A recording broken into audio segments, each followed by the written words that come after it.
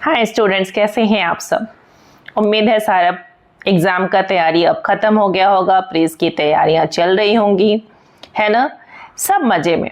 Yes, अब कुछ ऐसे चैप्टर्स बचे हैं जिनको हम लोग अब डिस्कस कर लेते हैं लास्ट मोमेंट में, जिनमें कम टाइम दे करके आप उसमें अच्छे मार्क्स ले सकते हैं। और ये जो आपके सामने दिख रहा है उन्हीं में से एक चैप्टर है। गेस करें। यस, जहां कार्ड हो, डाइस हो, व्हील हो, वो चैप्टर क्या कहलाएगा। ये चैप्टर हमारा प्रोबेबिलिटी है। तो आज हम लोग डिस्कस करने वाले हैं प्रोबेबिलिटी को।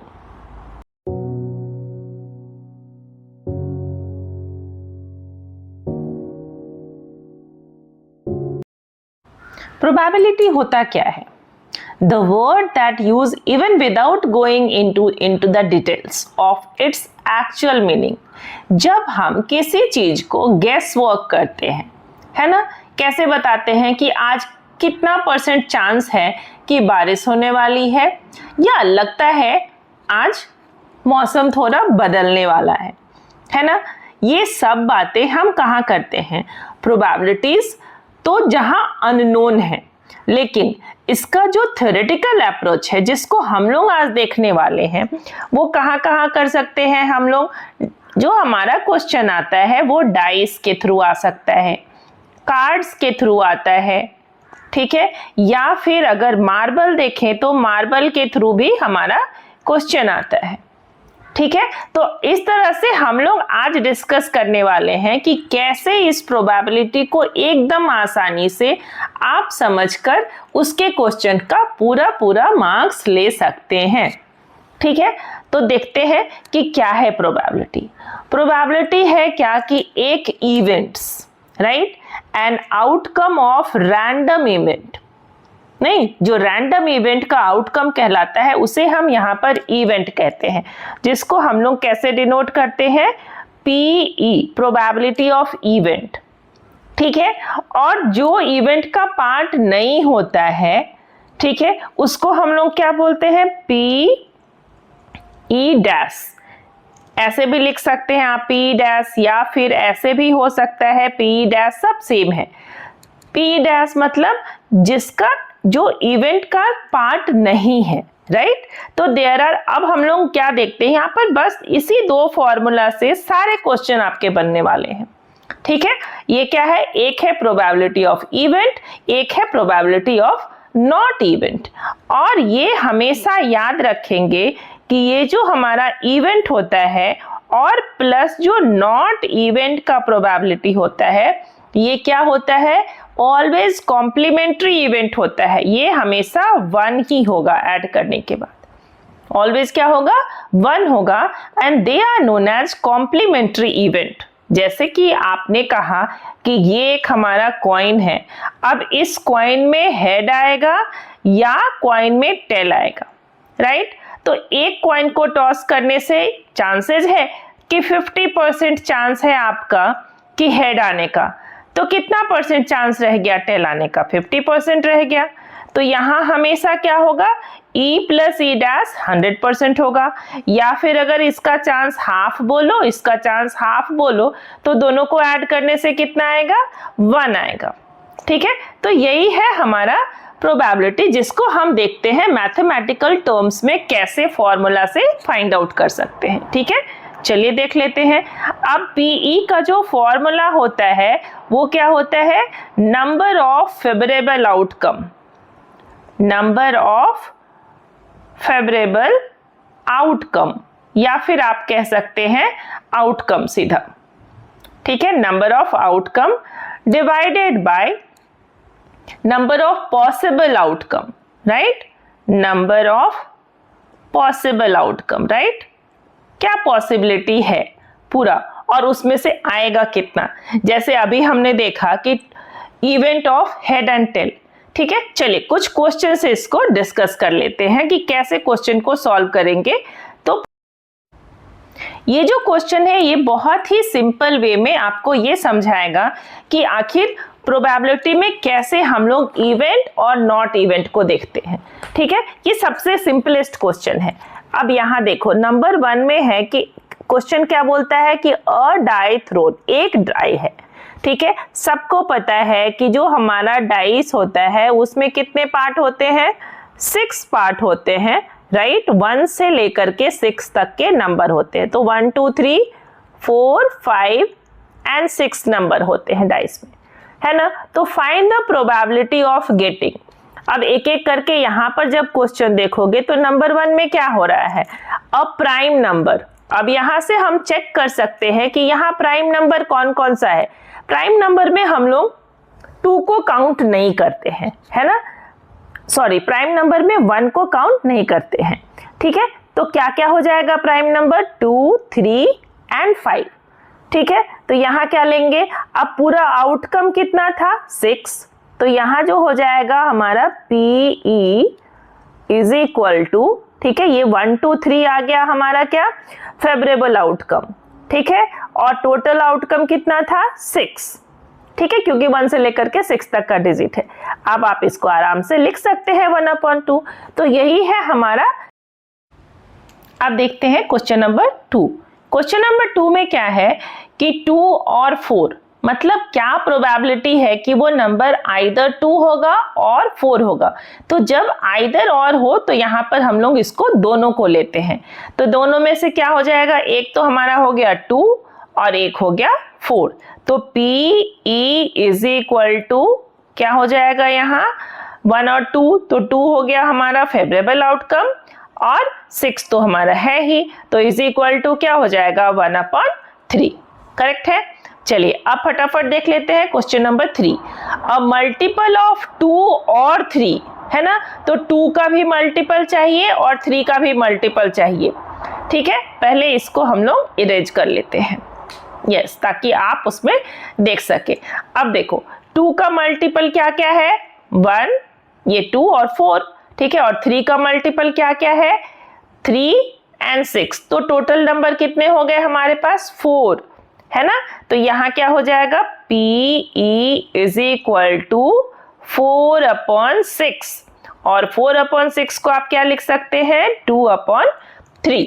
तो देखा आपने कि कितना आसानी से आप हर क्वेश्चन को सॉल्व कर सकते हैं। यहाँ ऐसे ही क्वेश्चन नंबर 4 हो जाएगा। And even prime number, even prime number कौन हो गया, ओनली 2, ठीक है।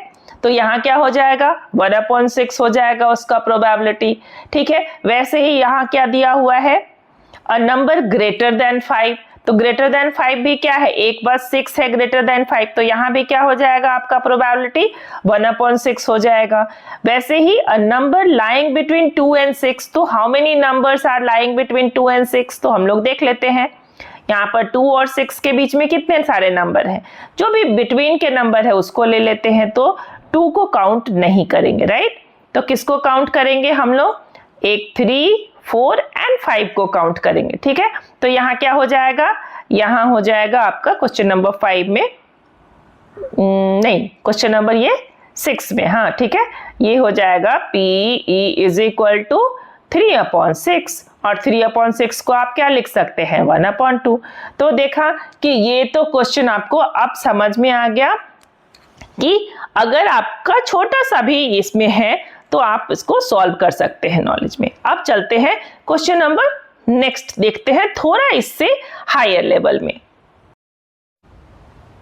यहाँ जो क्वेश्चन लिया है हम लोगों ने, ये क्या है कि इनर यस बहुत सारे क्वेश्चन हैं इसमें, और एक ही साथ आपके सारे जितने टाइप्स के क्वेश्चन आ सकते थे वो सब इसमें मिल जाएंगे, ठीक है। In a simultaneous throw of pair of dice. अब यहाँ क्या है, पेयर ऑफ डाइस है। तो जब पेयर ऑफ डाइस होगा तो हमारे पास किस तरह से बनेगा, ये इसको बोलते हैं सैंपल स्पेस, ठीक है। तो सैंपल स्पेस बनाने के लिए जब आपने एक साथ 2 डाइस थ्रो किया, राइट, तो जब 2 डाइस थ्रो किया तो इसको कैसे लिख सकते हैं आप, पहला वाला नंबर में क्या आ जाएगा, 1 2 3 4 5 एंड 6, ठीक है। और जो दूसरा वाला डाइस होएगा उसमें कैसे नंबर आएगा, यहाँ आ जाएगा 1 2 3 4 5 एंड 6, ठीक है। इसको थोड़ा ऊपर कर लेते हैं, राइट, ये हो जाएगा हमारा 6। अब यहां से आपको क्वेश्चन देखना है और फाइंड आउट करना है आंसर। 8 एज द सम, पहला क्या पूछ रहा है, 8 एज द सम।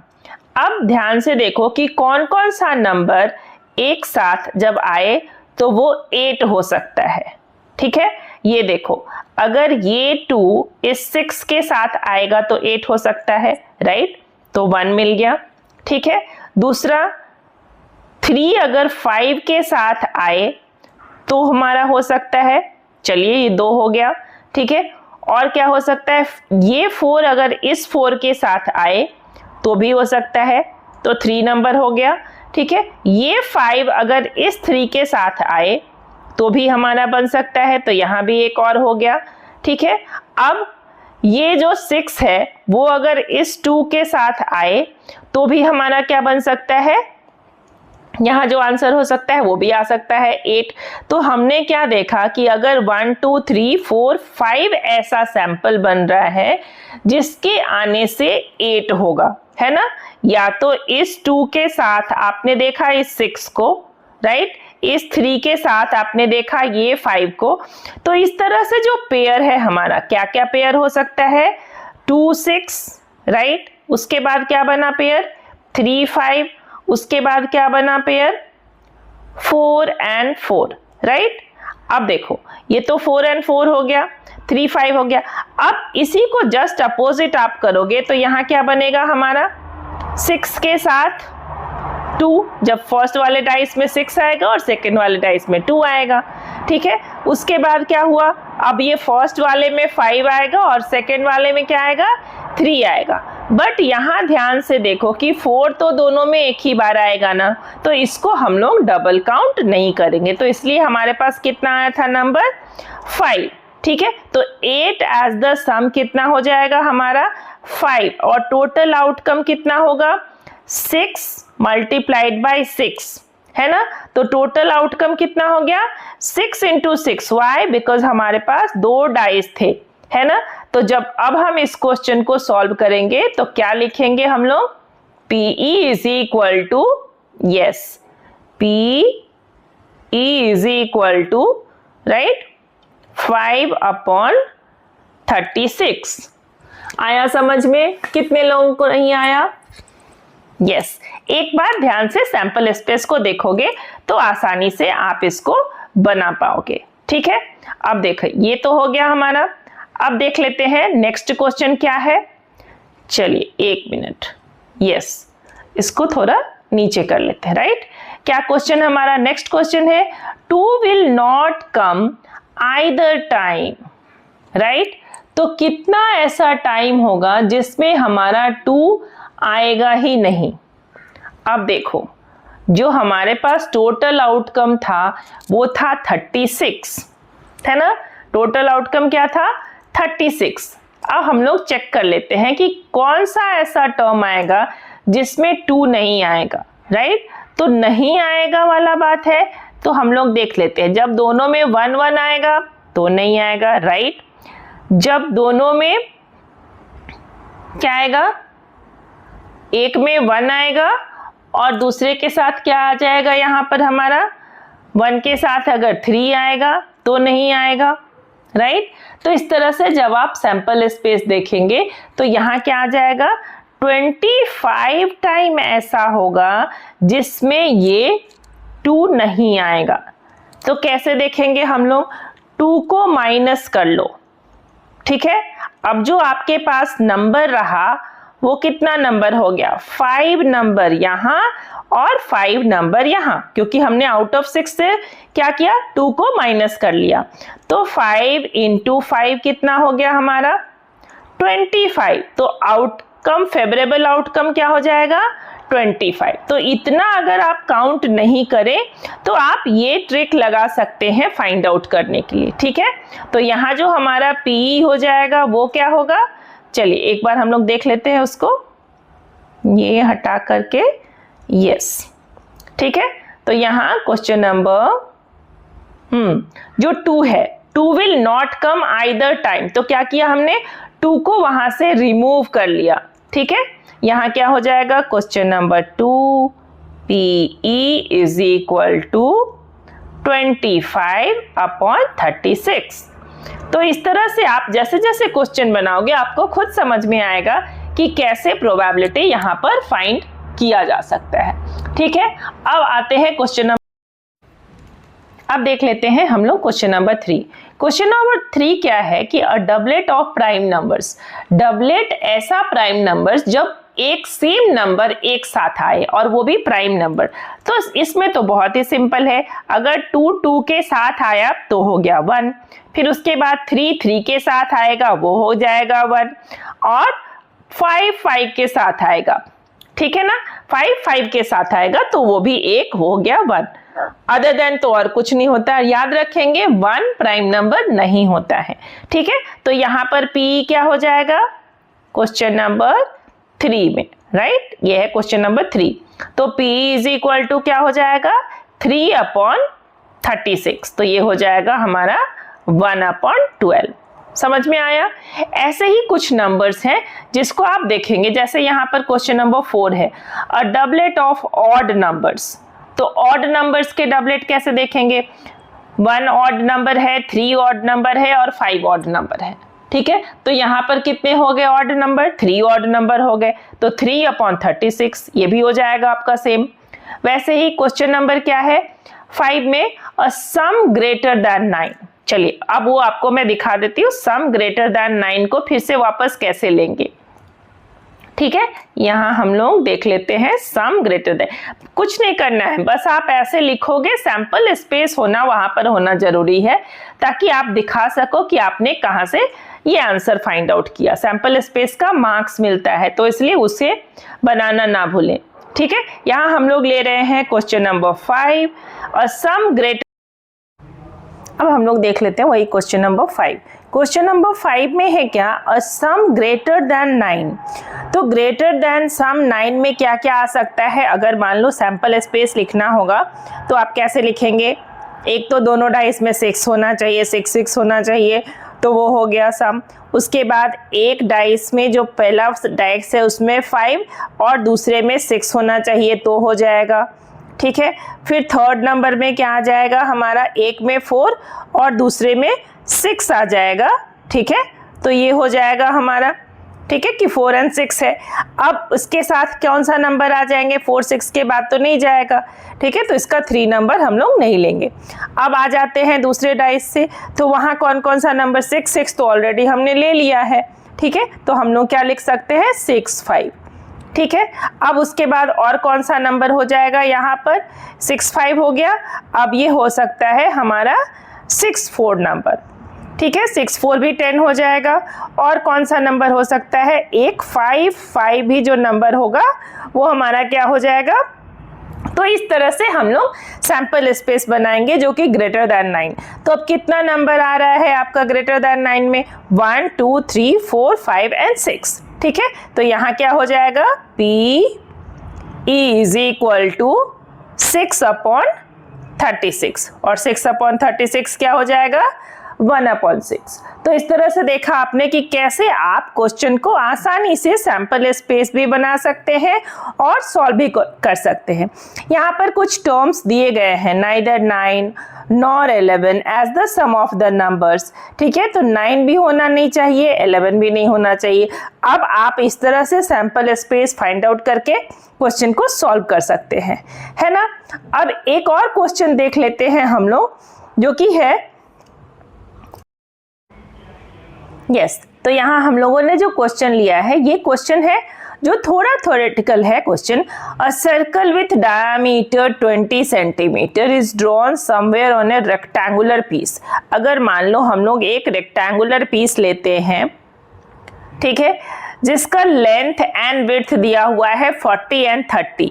ठीक है, तो यहाँ लिख लेते हैं 40 सेंटीमीटर है और ये है 30 सेंटीमीटर, राइट। अब इसके अंदर जो सर्कल है उसका डायामीटर है 20।